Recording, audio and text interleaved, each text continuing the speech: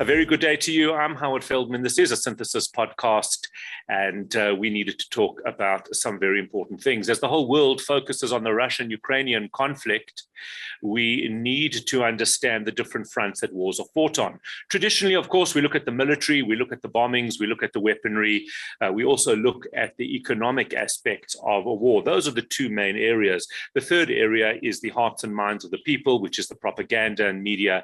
But this war has shown us something completely different, and that is the cyber element, to this conflict. We saw on Friday, Russia Today was taken offline, Russia Today being the propaganda machine of the Russian government. We saw the Kremlin went offline. We saw Anonymous getting involved and taking Belarus military as well, crippling them. How real a factor is this, and why isn't this something that is well known to be another front in the war?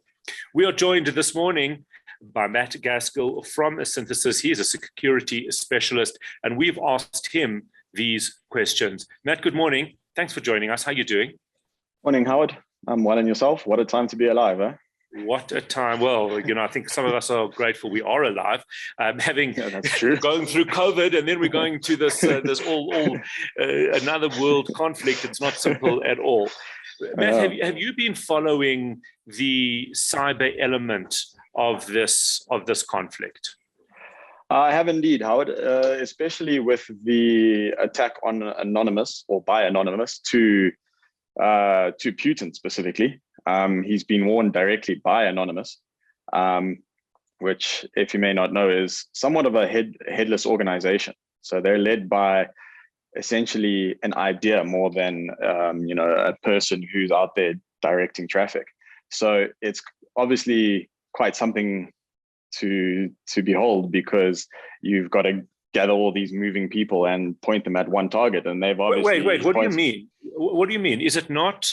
I always think of Anonymous as a person, and he's got, or she has got, all of these minions running around working. Is that not how it operates? You've got the minions, right? In that it's essentially a group of hackers, or as they call themselves, a collective, out there with essentially a pointed target, whatever it is at the time. But it's not there's no person out there centrally directing all these minions. Wow. It's more of an idea or a thought, or a collective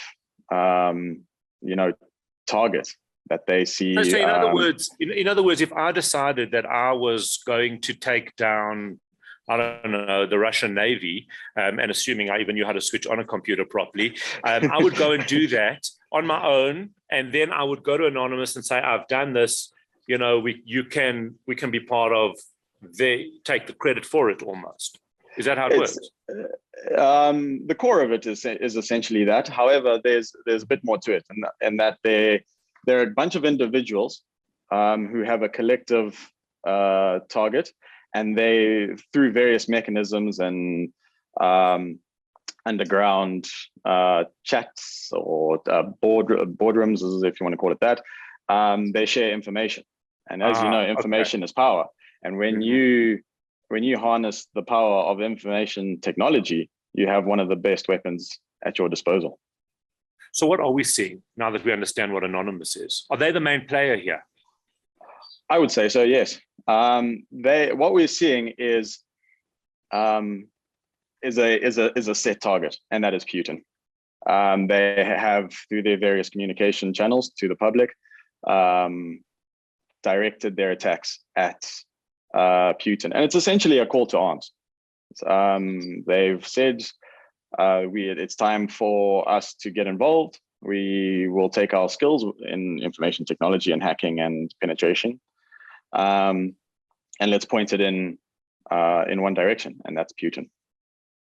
Well, just to be a bit of a conspiracy theorist, if I was a government and I didn't want Russia to get angry with me, considering all of their threats, wouldn't I work through somebody like Anonymous? If you can, yes, sure, why not?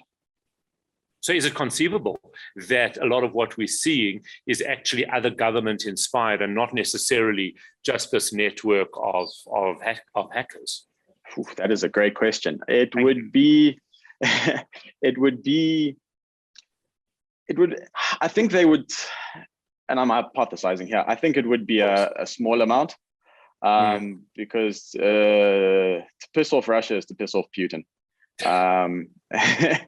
And that's, and we're all a little nervous of that right now, right? Exactly. And ask the South African government. Yeah, well, South Africa, we had an advantage because the South African proverb, system offline. So if you have nothing to attack, you can't attack us.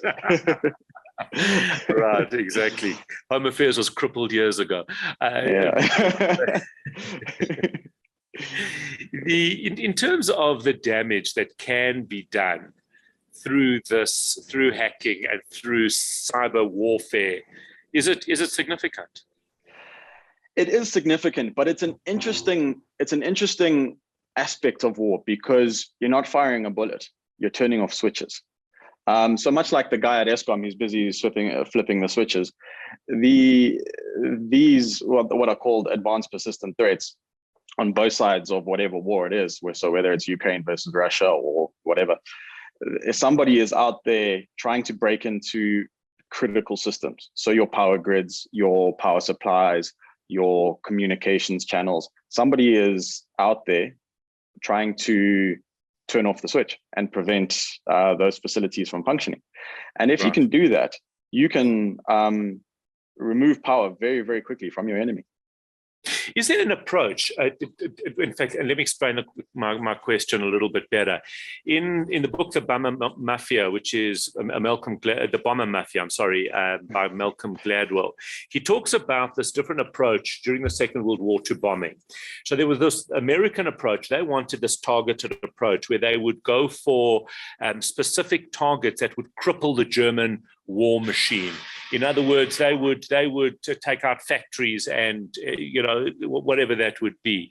The other approach, which was more of the German approach adopted by the Brits, was just you carpet bomb. You just decimate and you break the spirit of the people of the country, so that ultimately the country surrenders. I would say that the same approach could be done with cyber warfare. You could either go for the Russian military machine, or you could go for Moscow's water system, making sure that people can't access water, electricity, or whatever that would be. Is there an understanding of what a target is? It is, and it's basically critical systems. Okay, what is critical and electronic to your enemy? Okay, is it the power supply? Is it the telecommunication systems that are available? Is it the control facilities that can, say, control air defense systems or something like that? Those would essentially be the targets. The aspect that's quite unique in cyber warfare is that you don't know where you're being attacked from and who's attacking you. You might have an idea, but it's very difficult to see where your enemy is coming from, because it could be from anywhere around the world. It could be from Sweden, could be from even South Africa, and it's easy to stay anonymous while making these attacks. Contrary to standard warfare, where if, say, you're getting bombed, you know it's coming from the sky and it's coming from planes and they're going to drop bombs on you. Whereas in cyber warfare, it's through a keyboard over the internet. You don't know where that's coming from. How prevalent is this? Well, think about it. How prevalent is communicating and electricity, essentially? If you start turning off your enemy's ability to communicate with one another, how prevalent is that? And that's, you think about it, it's critical. If you can't communicate with your troops, you can't coordinate attacks. If you're prevented from access to information, you can't make decisions, whether it's to attack, to defend, to go left, to go right, essentially. So yeah, it's very prevalent. You're involved with security at Synthesis. Tell me a little bit about your role. So I work in a team in Synthesis called Halo, and we provide payment solutions via a application that allows credit card transactions. So your POS devices at various restaurants, etc. Those we provide an app that allows you to facilitate those kind of payments. The security there being absolutely critical, being in that it protects people's, it's the flow of money. Exactly, and think about it, that's very critical. So much like those huge banks that you see at those huge vaults that you see at big banks, this is similar in that we have to do the most to protect credit card transactions, because if we don't, people can steal money. Absolutely. Matt, there's definitely a sense that although the cyber warfare is an alternative front and becoming more of a critical one, we haven't quite woken up to the fact that this is the front that I'm saying that it is. Why do you think it's taking people so much longer to recognize how important this aspect of military and international conflict can be? I believe it's because it's something that's quite difficult to grasp. When you pull a trigger and a bullet comes out, it goes where it's intended to be fired. And that's quite a simple concept. Been around for hundreds of years, whether it's World War I, World War II, or whatever. With cyber warfare, it's a lot more complicated, and it involves aspects that aren't easily grasped by the general public. Do you think this is going to become more of a factor? Oh, it already is a factor. Without us knowing it, the power grids are being turned off all the time. There have been massive hacks around the world. One that comes to mind is WannaCry 2.0, which was essentially a virus or piece of malware that turned off Maersk, one of the greatest and biggest shipping providers in the world, and essentially global logistics came to a halt. So you'll feel it when you don't get your PC delivered the next day. Then I believe it will become more and more prevalent. Absolutely right. Matt Gaskell, we no doubt are going to be checking in with you again as we follow this aspect of the Russian-Ukraine conflict. I'm Howard Feldman. This has been a synthesis podcast taking a look at the cyber war element to the Russian-Ukrainian conflict. Don't forget to subscribe to our YouTube channel, and we'll keep you up to date on all relative matters.